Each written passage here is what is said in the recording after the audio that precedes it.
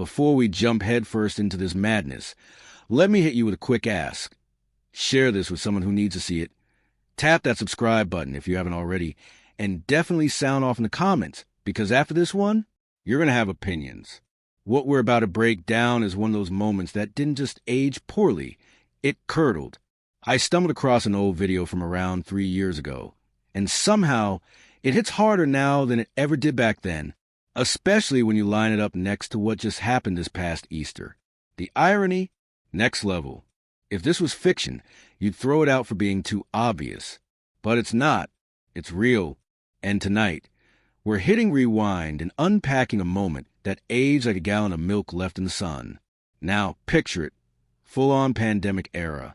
Zoom meetings running the world. Everyone boxed up on camera, audio cutting out, video quality straight from a 2003 webcam. And right in the middle of all that pixelated chaos, there she was, Tiffany, front and center, acting like she was about to announce a national emergency. She jumps into this virtual meeting like she's breaking a story on CNN, full of urgency and drama, to let everyone in the village know one thing. No one is allowed inside the old village hall. The tone? Dead serious. Like someone had just broken into the Pentagon and walked off with classified files. She threw that word trespassing around like it was a felony indictment. Claimed she received disturbing reports of people accessing the building without permission. And her response? Full lockdown mode. Didn't matter who you were. Former employee, concerned citizen, longtime resident. If you crossed that threshold without clearance, you were a criminal in her eyes. And then she drops the line that really pulls back the curtain. How did they even get the access code? And just like that, it was no longer about a building. It was about control. It was about power. Tiffany wasn't just securing a location. She was making a statement. But of course, it didn't end there. She doubled down, announced that anyone caught inside would face full legal consequences. Full prosecution. She made it sound like a misdemeanor trespass was on par with bank fraud. And you could almost believe it was all just about enforcing the law, until she tossed in one last twist. She claimed someone spotted a former employee walking through that building. In uniform. Uniform. Now we were off the legal rails and speeding into straight-up conspiracy. She said if you don't work there anymore and you're still wearing village gear, that's impersonating a government official. Her words. She basically tried to turn an old polo shirt into a federal offense. And who was she aiming all this at? A very specific person. Someone she fired right after she came into power back in 2021. Someone whose name had been floating around in the mix for a while. Now we're deep into theater territory. The accusation wasn't just about sneaking in. It was about staging a full-blown act of fraud with an embroidered logo and a key fob. Tiffany's delivery was ice cold, eyes locked on the camera, voice steady. She said, and I quote, "Once you've been fired, you no longer work for the village of Benton." Period.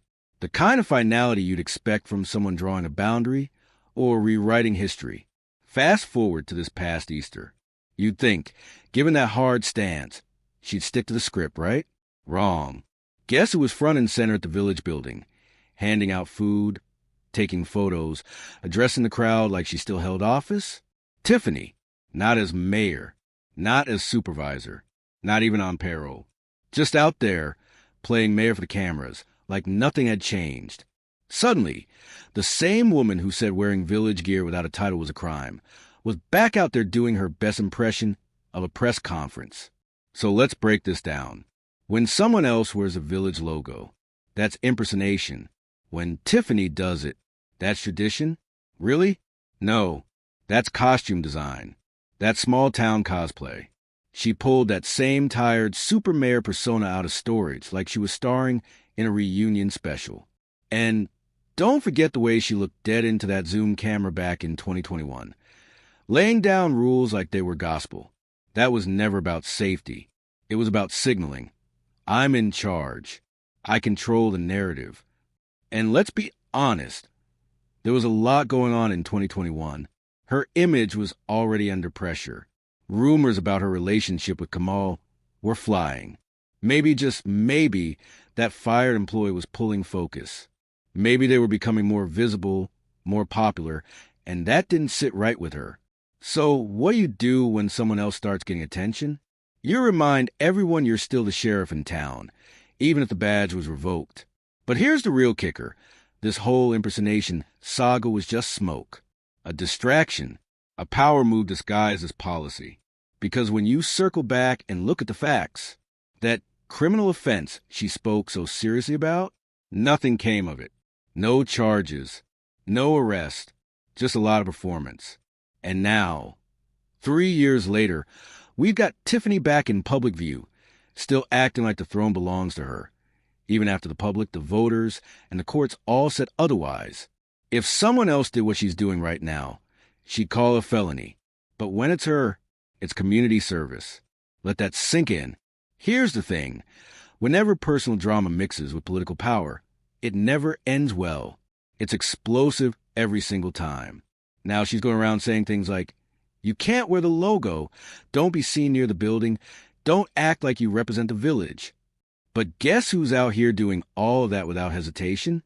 Every rule she set up for everyone else. She's the first one to break them. Out in the open, with zero shame. Like it's some kind of backwards day, and nobody else got the memo. What we're really seeing is someone who builds rules just to toss them aside the moment they no longer serve her. Tiffany created the blueprint, and then turned around and ripped it to shreds. In public, no. Less. The hypocrisy is screaming. The ego's on full blast, and the irony? It's deafening. Now I want to hear what y'all think. Is Tiffany just out here being messy for no reason? Is this a straight-up power trip? Or is there more going on behind the scenes that we're not seeing? Drop a comment. Hit that like if you're seeing the double standards. Subscribe if you haven't already. And send this to someone who remembers when she actually had responsibilities. And Tiffany, weren't you the one yelling that once someone's fired, they shouldn't be wearing village gear? Well, consider this a return to sender. You're fired. You're not on the board. You're not in any position of power, not even organizing a community potluck. But somehow you're still walking around like the self-declared queen of betting. And sis, we need to have a moment about the makeup. That foundation is blinding. It's giving emergency cone at sunset. It's 8 coats of burnt orange in July type of loud. In 2025, we're still out here doing this? That's not a makeup routine. It's a meltdown. You're not glowing, you're overheating. It doesn't look like a civic leader. It looks like a drag brunch under a heat lamp. And unfortunately, you're the main attraction. When the foundation distracts from the message is already lost. And with Tiffany, the show never stops, but the glam? Let's be honest, it's barely hanging on.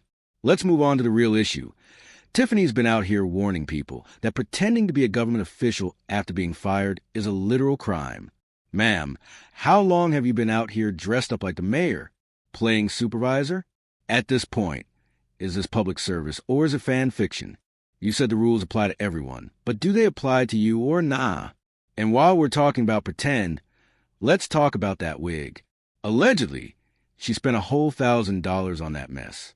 $1,000.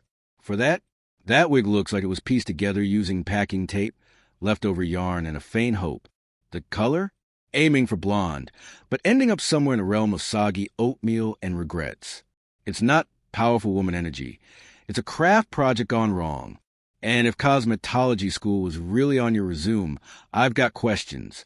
Because that lace front is lifting more stress than style. If you paid $1,000 for that wig, you didn't buy a look. You bought a warning sign. And trust me, it's screaming louder than any speech you've ever given. But of course, Tiffany wouldn't be Tiffany if she didn't show up trying to make an entrance, even if the entrance comes with a full-blown wig disaster. Now here's the bottom line. You're not the mayor, not the supervisor, not even in a volunteer title. Yet you're out here at public events, posting in front of official buildings, handing out free food like you're still running things. This past Easter, you popped up like you were making some grand return. But let's keep it real, there was no comeback. It was just a costume change. You're not managing the village. You're managing the drama. And the way you lost your mind over someone wearing a Dolton hoodie, like it was some kind of top-secret breach? Come on. They were probably just collecting their final paycheck and minding their business. And while we're rewinding, let's go back in time. June 7th, 2021, you were sitting in power. Fast forward to March 2024, you were out. Just like that. Meanwhile, the person you try to bury, thriving. And you? Still clinging to a title that's not even yours anymore, along with a wig that should have been canceled 3 scandals ago. And now you're out here pitching the idea of an ice rink, planning to name it after your daughter? Sis, that's not legacy. That's ego with frosting of delusion. You're not building anything monumental. You're just stacking more embarrassment. That foundation? Way too loud. That wig? An SOS. This Super Mayor act? It's on its last leg. But let's be honest, this story could end differently. You could drop the fantasy. Stop rewriting every failure into some dramatic fairy tale. Because right now, you're not in control of anything. You're running out of chances. And that clock, it's ticking, and it's not in your favor. All right, I'm really done this time. Before I go, make sure you like the video, hit that subscribe button, share it with someone who needs a laugh. And if you're feeling generous, tap that join button to keep the shade shady and the tea piping hot. Take care of yourselves. And Tiffany, please, handle that wig. We are begging.